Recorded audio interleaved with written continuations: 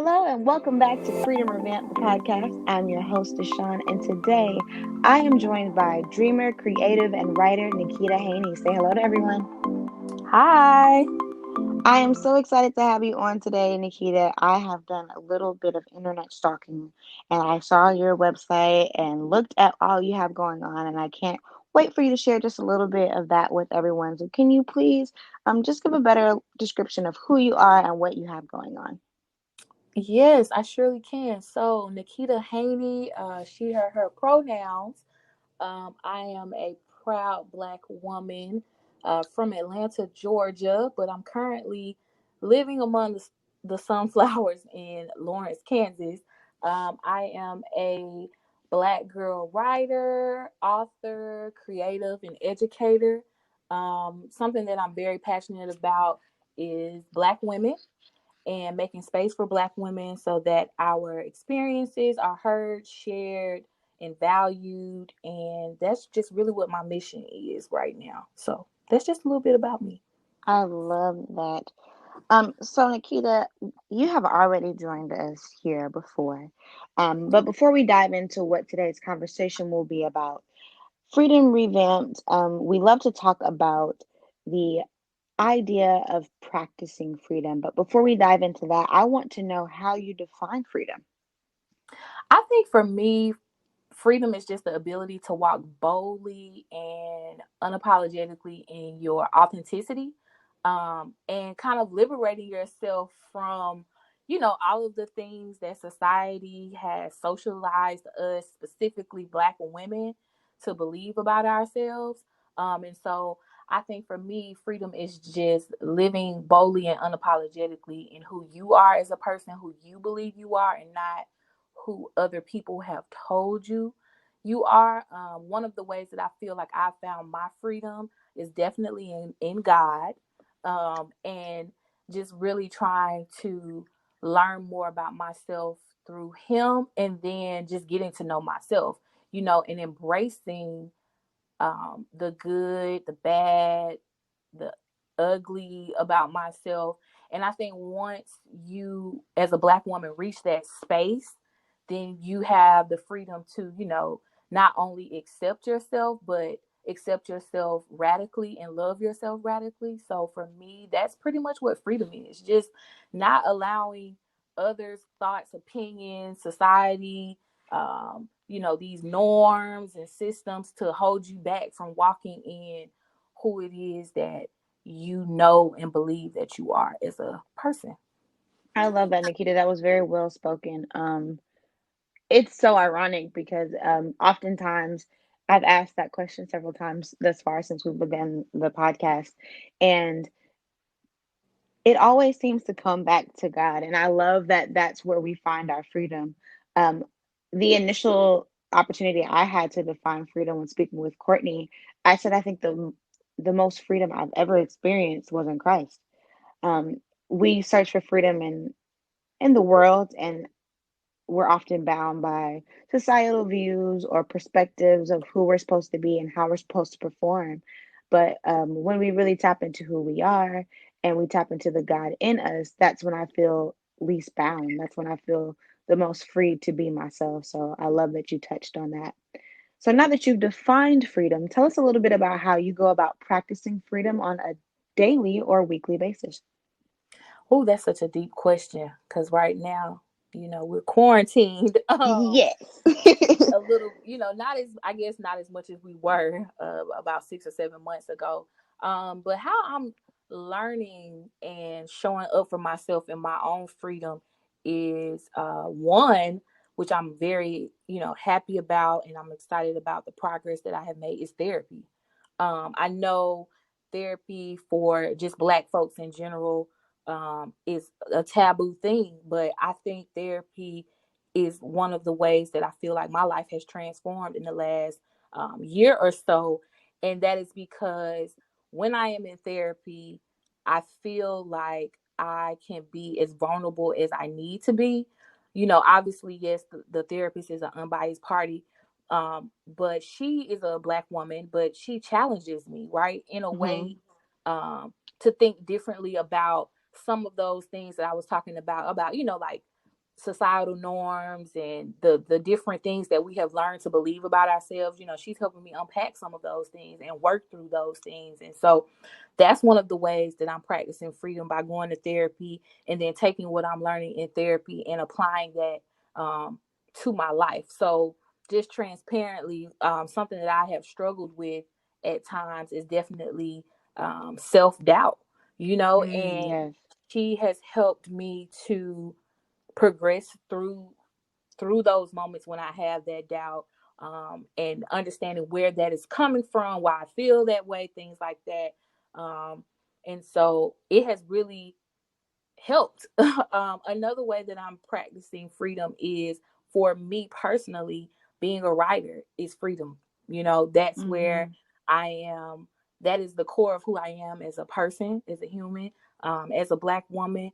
I have been writing since, according to my mother, third grade. That's when she Mm. knew that was my gift. And so that is the space I make for myself, or at least I try to make for myself every day, to kind of just write whatever it is that is inside of me. It could be, my thoughts, it could be my dreams, it could be just stories, whatever. But that's one of the ways. And then also silence.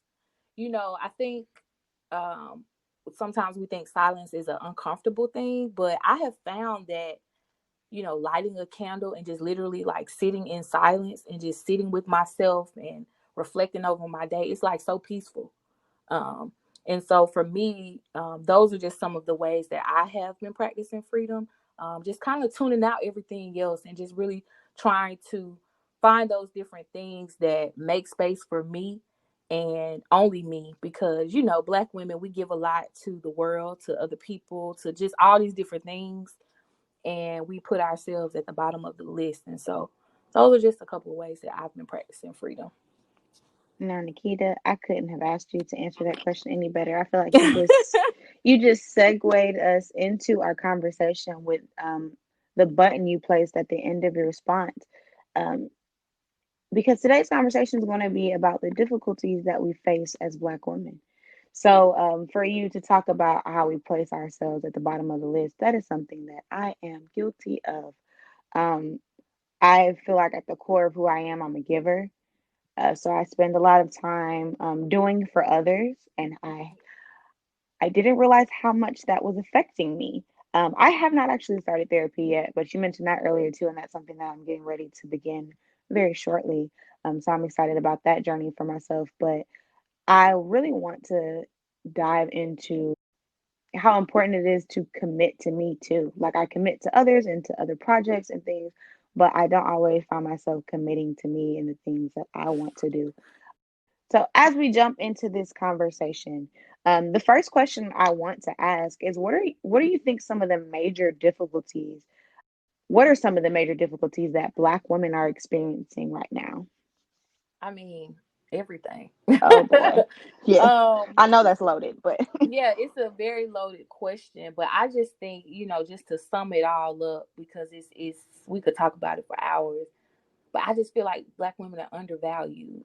mm, Like, people know the uniqueness and the prolificness and the power and the strength and the resilience, and add all of the words that we hold, but then they undervalue us.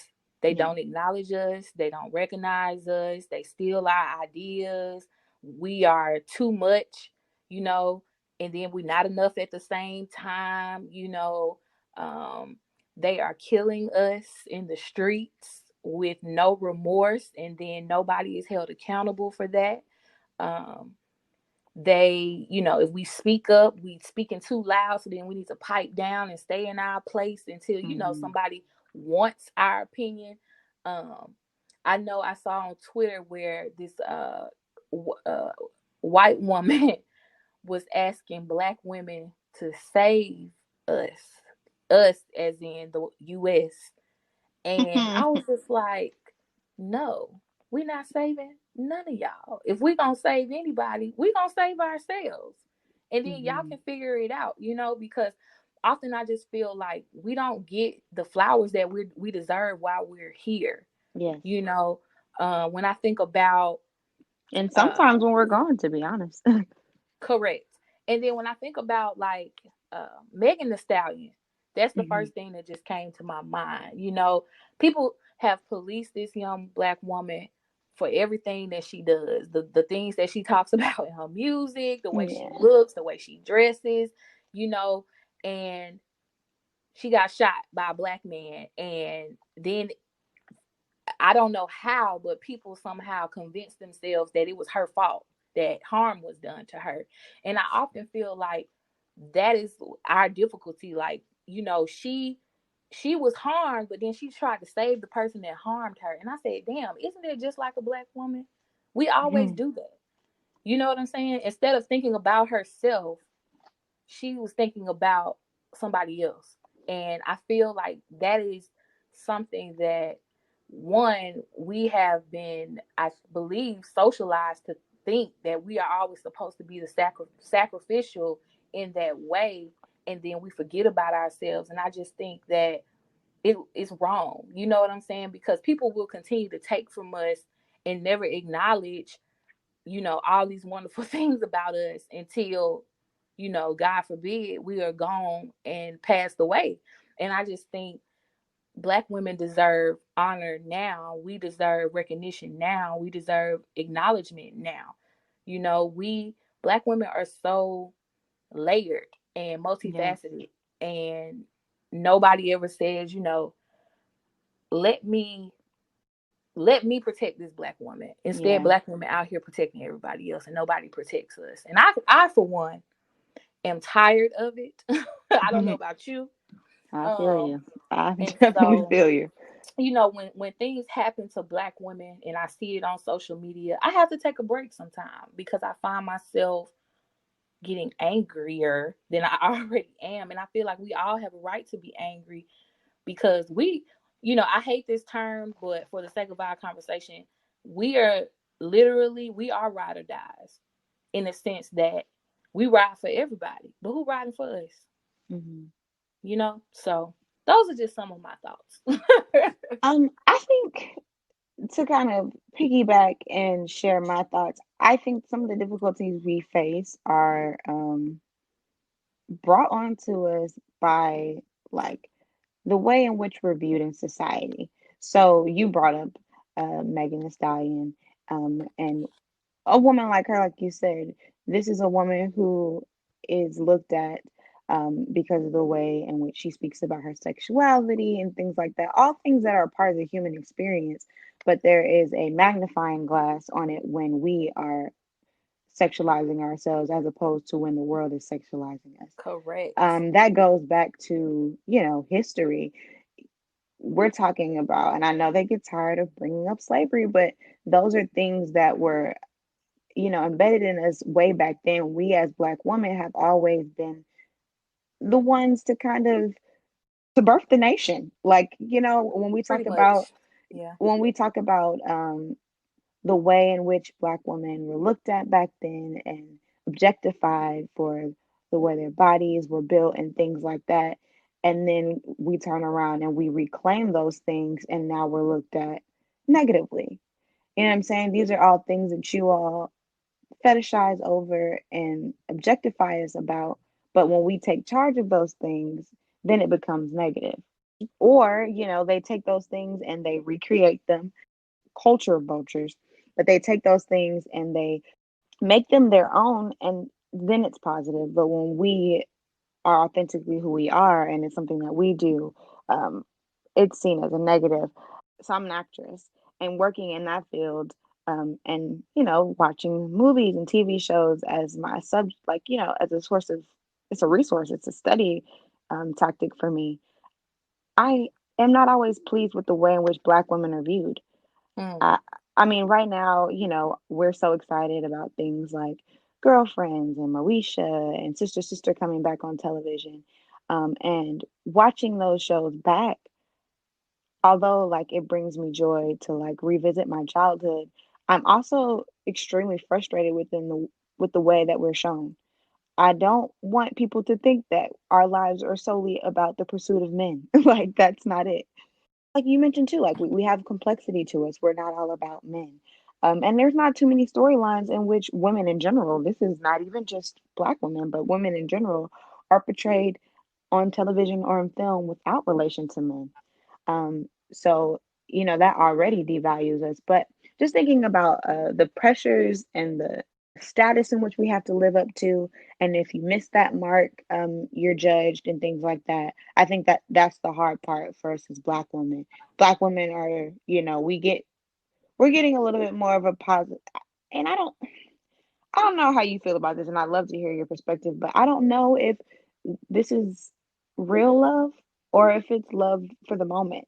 But like lately, there's all this talk about how successful Black women are, how educated Black women are, how Black women are a strong percentage amongst entrepreneurs and so on and so forth. But I don't know if that's because they're genuinely applauding us or if it's because they're so fascinated that we could do it. Um, so that's something else to kind of think about. But with these difficulties, what do you think some of the forces are that are creating them? Because I kind of talked about that a little bit with like in the entertainment world, and you brought up music with Megan Thee Stallion. What are some other forces that you think are creating these difficulties for us? I just think, similar to what you said, I just think there are a lot of different powers that be, forces that be, that are creating the narrative. You know what I Yeah. mean?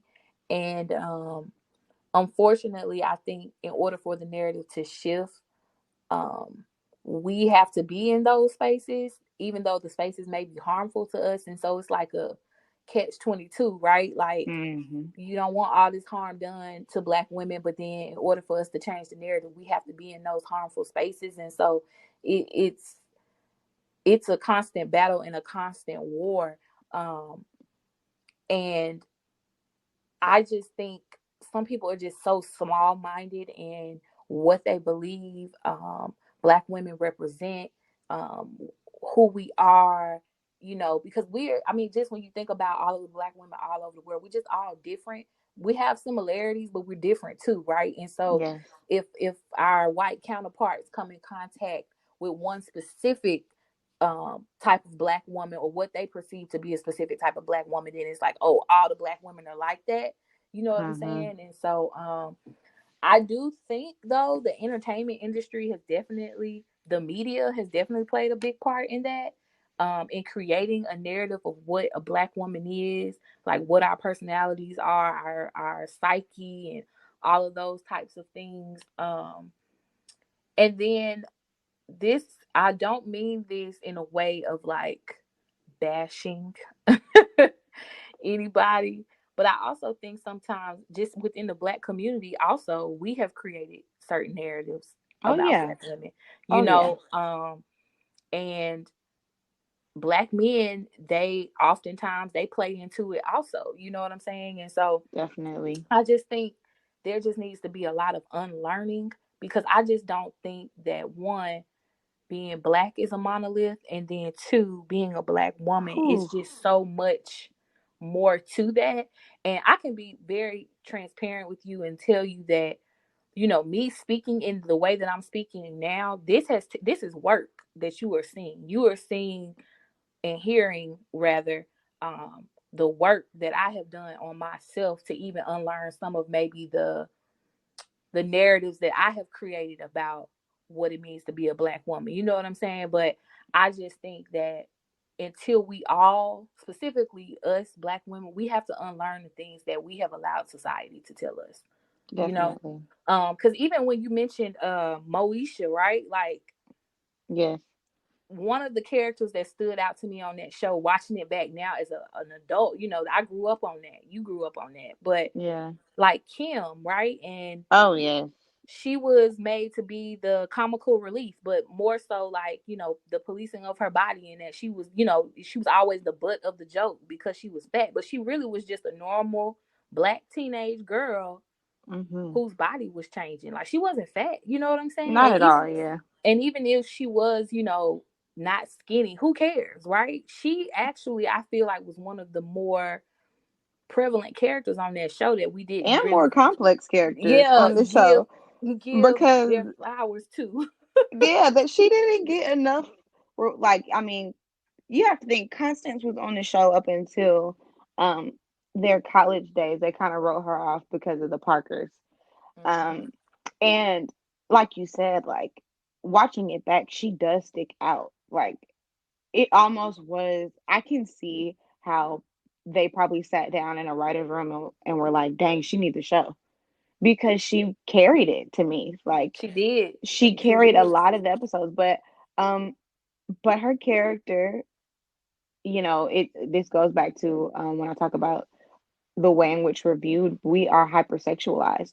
So Moesha's character was hypersexualized. She was a character who had tons of guys, wanting to talk to her and wanted to be talking to all of these different guys or whatever the case may be. Whereas Constant had men running away from her because she was so unapologetically herself, which was ironic to me.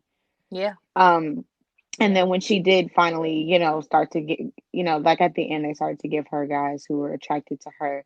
We didn't see much longevity in a relationship, or it wasn't, really seriousness to the relationship that she was creating. But just even looking at things like that, there is so much more complexity to a woman than the way in which she relates to a man. Like, ironically, right now I'm binging Girlfriends, and the show is called Girlfriends, and all they're worried about is boys. Like, that's all they're worried about. Like, all they're worried about is men. Like, yes, we get subtle moments in which we see them deal with one another, but most of that is them dealing with men. So that's kind of frustrating too, because most of my conversations with my girls have zero to do with men. Like, we that might be a 25% of the conversation, because those of us who are in relationships, that's going to get brought up. But we're talking about our futures and what we have planned, and what we did lately for self care. Like, there's so much more complexity to a Black woman than how she relates to a man. Yes. So, or just like her in regards to sexuality, because I mean, that's even with music. Like, sometimes it is overwhelming for women to have to get on a track and only talk about how good they look or how good they are in bed or whatever the case may be. Like, how smart are you? Like, what goals do you have planned? Like, there's so much more to these women, but this is a narrative that sells, Yeah. and And it's I just think it's we should be perpetuated. able to, yeah, and we should um recreate that. So even like with, a Megan Thee Stallion, she's smart. She in college. Hmm. She's obviously a businesswoman. You know, you can tell that she is a supporter of, those who identify within the LGBTIQA community. She's a dog lover, obviously. So I just, again, Black women, we are layered, and I just think, yes, there, love is a part of it, but I just think Black women, we exude love anyway. Yes, um and so I too agree with you that these different things that are creating these narratives, I believe we have to change those, because definitely. it's not helpful. And then they use things against us when things happen. When you think Yes, about um what is her name, Jordan Woods, who was friends with one of the Kardashian women, and then that one mistake she made, and then all of a sudden she's this and she's that. I'm like, but she's growing and learning too, right? And yes. so when they have done similar things, we don't see the backlash. I'm just tired of, like, the forces, the powers that be, whatever you want to call it.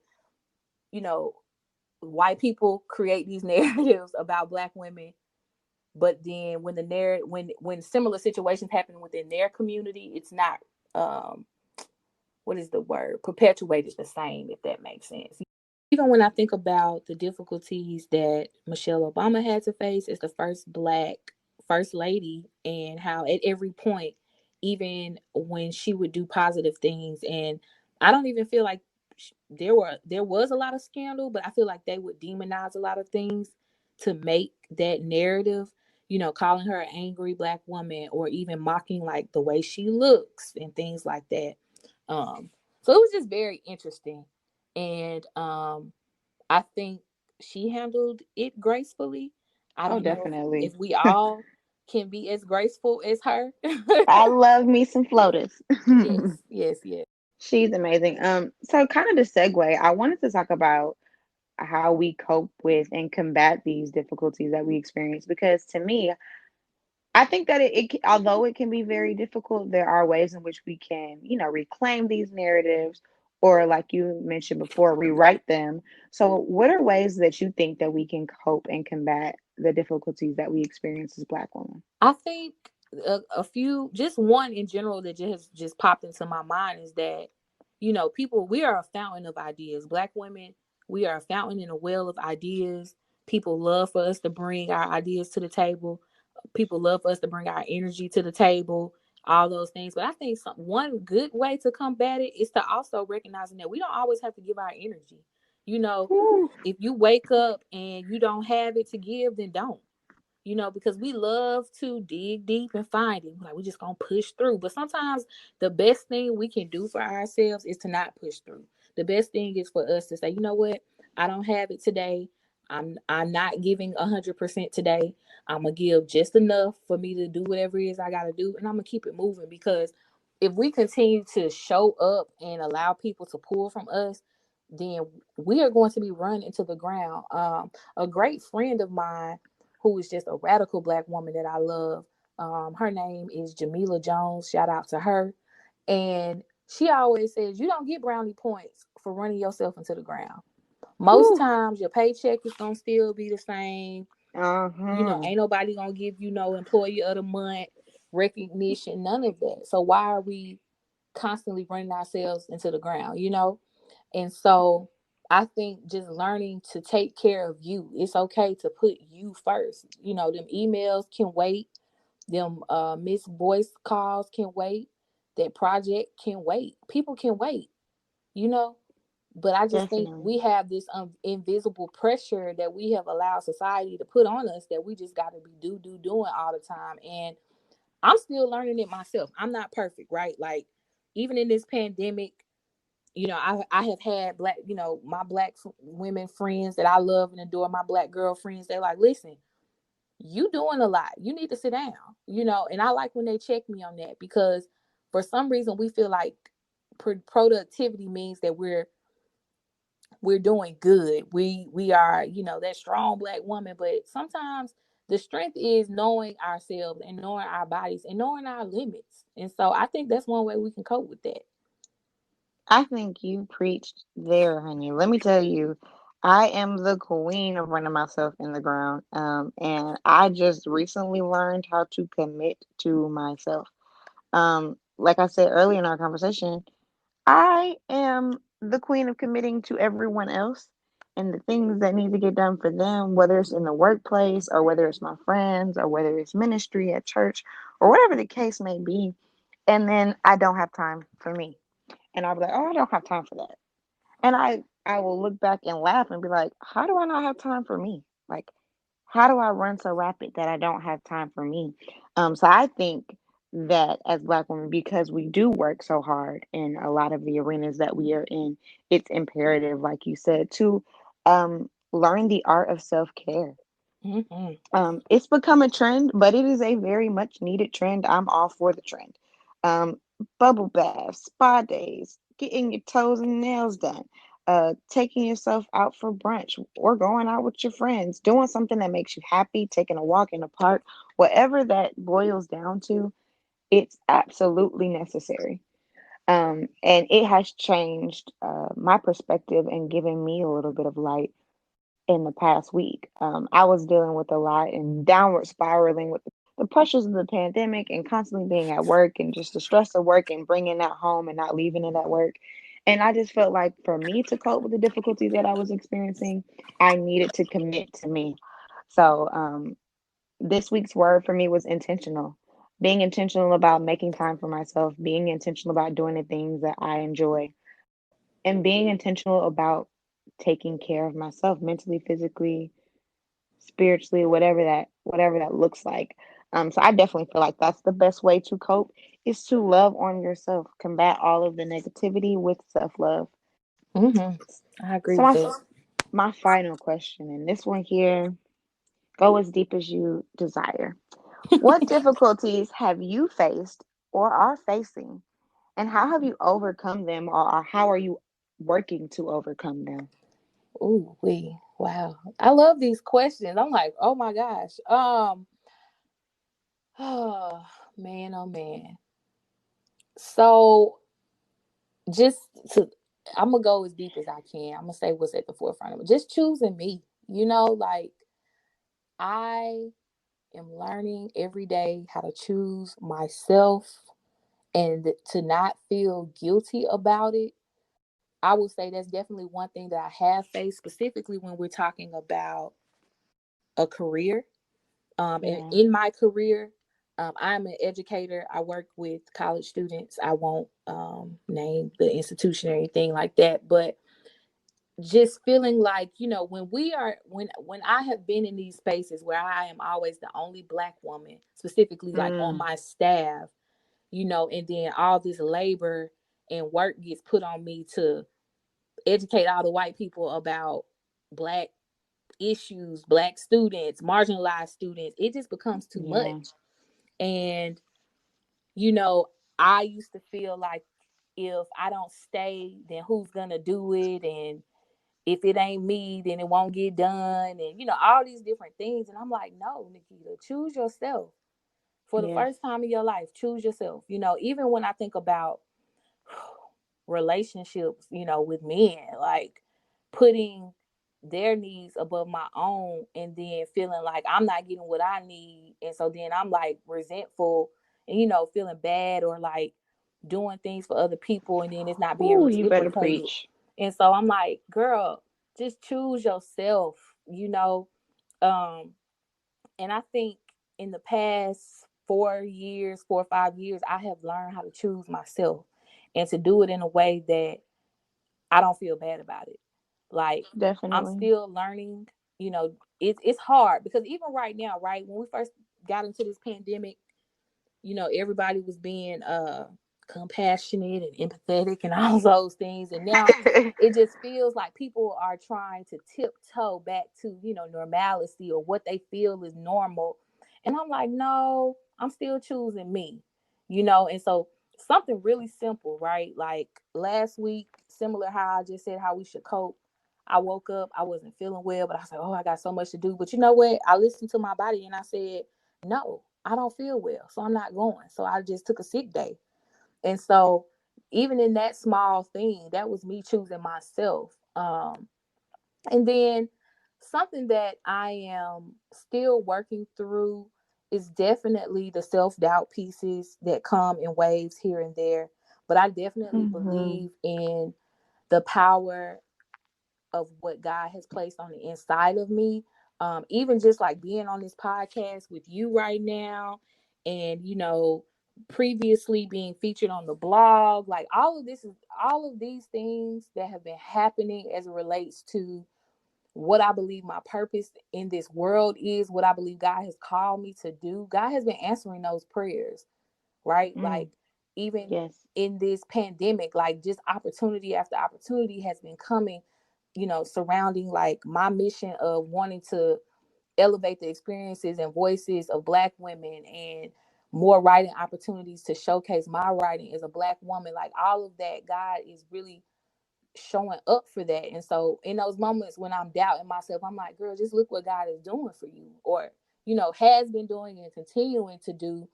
And I'm always floored at that. And then lastly, one thing that I think a lot of Black women can identify with is just learning how to accept my body in its fullness. I have never Hmm. been a small chick, a skinny girl. I've always been curvy and voluptuous, and some people would call, a too sexy body, all of those different things. But I have just learned to embrace. I'm learning to embrace every piece of myself, specifically at last year I underwent a breast reduction, and I was like, oh, I'm gonna get this breast reduction, health reasons, but also because it needed to happen. Um, and I'm like, I'm gonna feel better. But I actually, in the beginning, kind of felt worse because I felt like a piece of me had died. But just restoring my love for my body, right? Because again, we talked about this in the Yes. beginning about how society has sexualized little black girls. Like when I was Yes. in high school, my teachers, I would come to school. I never forget coming to school in the 6th grade with a little white t-shirt on and some little blue jean shorts and some kids. And my teacher pulled me out of class to put a jacket on because she said my breasts were distracting the boys in the class. And I'm like, lady, what? I'm 12. Oh Like, I'm not man. even thinking of myself like my body is, Yeah, not even trying to. and so just learning how to love my body. And it's okay for you to have curves, and it's okay for you to um want to feel sexy. Like, obviously when you are 12, you're not thinking about that, but I'm saying this as a full grown woman, like it's nothing wrong with that, you know what I mean? And I agree. not feeling like it's my responsibility to shrink myself so that men won't do what men do. That it's not my responsibility to ensure that men respect me. Men should respect me because they should respect me. You know what I'm saying? So Definitely. um yeah, I am learning radical self-love. I I love that. am embracing everything about myself, even the things I don't necessarily always like, but understanding that even in those weaknesses there's power, right? The Bible talks about how where we are weak, God is strong. And I really feel like that has been my walk, and I have been enjoying this journey. You know what I mean? My birthday is Friday, and Okay, happy early birthday. and so I'll be 34. I'm not even ashamed of that. Like, I'm just excited for, you Another know, year of life. yeah, this process of, my freedom. Like, I love that this podcast is called Freedom Revamped, because I think at one point in my life I was bound. You know what I'm saying? Like, bound to what I felt like other people wanted me to be, and bound to, Yeah. what I thought I wanted to be. And now I just feel like I'm in a space where I'm like, I love myself and I can say that. And I'm trying not to get emotional, but like, I can say that and mean it. So like, Oh my God, yes. whew. So I just love that you have this platform, and there's so much freedom in learning to just love you, whatever that looks like. And Yes. I hope that Black women know that the power that we have, like who you are, who God has created you to be, whatever that is your superpower. Yes. And it is up to you to not let anybody take that from you, because I feel like at one point people were trying to take that from me. And now, you know, as cliche as it may sound, I just feel like I'm free from all of that. Um, Definitely. so yes, that was a long answer, and I got Oh no, and I that got was emotional, a great answer. and I got I'm emotional, emotional too, but so I'm hoping that I don't get emotional in my response because I'm drama queen. Okay, um, I'm an actress, so I'm very in tune with my emotions, which usually makes me come off as super emotional to others. But I'm okay with and that's okay, because guess what? that. That is a part That's a part of, of who I am. yes, that's a unique part of you. You're able to dig deep in your emotions, and that's a part of the gift that God has given you. So if people want to say, "Oh, she's too emotional." No, you are emotionally intelligent. Other Yes. people should learn to do the same. So no, you're not Yeah, too emotional. You're definitely. emotionally I intelligent. think my biggest difficulty though, and that's it right there. I claim that. But I think my biggest difficulty that I've had to face is in perception in general. So we kind of talked about the way in which Black women are perceived. So there's this, I don't know, there's this ideal image of what a Black woman should look like, she should talk like, how she should act. And I never really fit that mold. Because as we talked about too, there is a complexity to Black women. So we're not all the same. There's a way in which you're supposed to walk and what you're supposed to talk and how you're supposed to speak. And that was all based on perception. So until I perceived myself in a positive light, I dealt with all that negativity and I took on all that negativity. But like you kind of mentioned in the latter end of your response, now there's absolutely nothing you can tell me about me. my favorite thing to say is I'm fearfully and wonderfully made, and that comes directly from the word. And because I know that, and I know who I am, and I know who I am in Him, there's absolutely nothing that anybody can tell me about the way I look, about the way I speak, about the way I dress, about the way I carry myself, because this is how God made me, and He made no mistakes on me. So I think that it's definitely something that I am working to overcome because it's an ongoing battle, dealing with the world and the way in which they perceive you. But much of it I have overcome. Like I said, a lot of the self-doubt and stuff that we have now is more so tied to our goals and our ideas of success and less of self-image. I feel like it was more attached to self-image when we were younger, um, because people, like, Ooh, I always say this all the time, kids wow, are mean. Like, they they're just are. mean. Kids, you know what I'm saying? Kids are mean. So, we deal with a lot of things when we're young because kids are not necessarily that they're always mean, they're just super honest and they say what they feel. And that might not always be the nice thing to say. So, a lot of the things that we heard and took on in our childhood follow us into our adulthood and make us feel a certain type of way about how we look and about our success later on in life. Um, and until we, self reflect and recalibrate and see, like, oh, I'm grown, DeShon. Things are not like they were when I was young anymore. You know what I'm saying? I get to set the value of myself. Um, and that's based on who I am in Christ, and no one else can take that from me. It's different. So for me, right now, I am committing to myself. That's my thing right now. Hashtag commit to myself, I guess, whatever. But I'm committing to myself because, like you said, like putting yourself first is so important. I am the queen of putting everybody else before. I was the queen of putting everybody else before me, and have just recently learned to put me first so that I could rest, so that I could actually use my sick days because they gave them to me for a reason. Um, so that I could use my vacation time because it was given to me for a reason, and to stop working myself like a dog and to relax and truly enjoy life because that's the way in which God intended for it to be. So, in closing, I just want to say thank you so much, Nikita, for being open and being honest and being unapologetically yourself throughout this conversation. It's truly been a pleasure. You're a pleasure to speak with. You had lots of gems to share with us, and I appreciate that. So, before we go, I want for everyone to know what it is you have going on and how they can find you. I told you I did a little bit of research on you by visiting your website, and I see that you have a book that is available for purchase on your website right now called Phases of Series. This is book one. I also want to know, are there more books It's to so come funny in you the ask that series? because people ask me that all the time. So yes, you can learn a little bit more about me, my journey, the things that I write at nikitahaynie.com. Um, as DeShon said, yes, I did write a book called Phases. It's the series, but I have published book one. Book two will come at some point. I am honestly letting God lead me right now. I am working on something else. It's not book two for phases right now, but it is definitely something that is my gift to Black women. And so, whenever God is ready Ooh, for that to be released into the earth, it will, but it is definitely in the works, and I'm very excited about it.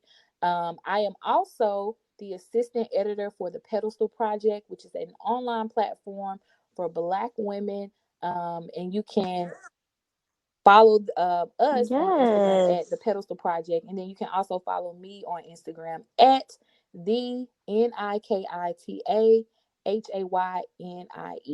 So yes, those are just some of the a few things I have going on. Oh, and lastly, I cannot forget about my most recent endeavor that really blessed my soul.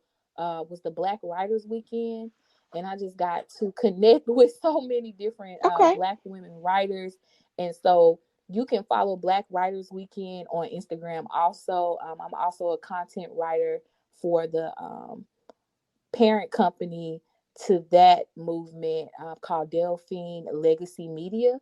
And so you can find all of that on my Instagram. So if you follow me, you'll know all those things. But yeah, those are just some of the couple of things. But I'm very excited about what God is doing as it relates to me and my mission for Black women, and this book that He has put down on the inside that is manifesting every day. And we are excited as well, Nikita. And listeners, we encourage you to check out her website, nikitahaynie.com. It will be provided in the description for you to click directly on and explore for yourself. We've already spoken to Miss Nikita, who is the Black woman who founded the Pedestal Project. So it's perfect to be able to speak to yet another Black woman who is writing and is writing from a place that is uplifting and empowering to Black women. So thank you for joining us, Nikita. We are truly honored to have had you. And as always, listeners, remember to practice freedom. Have a wonderful evening.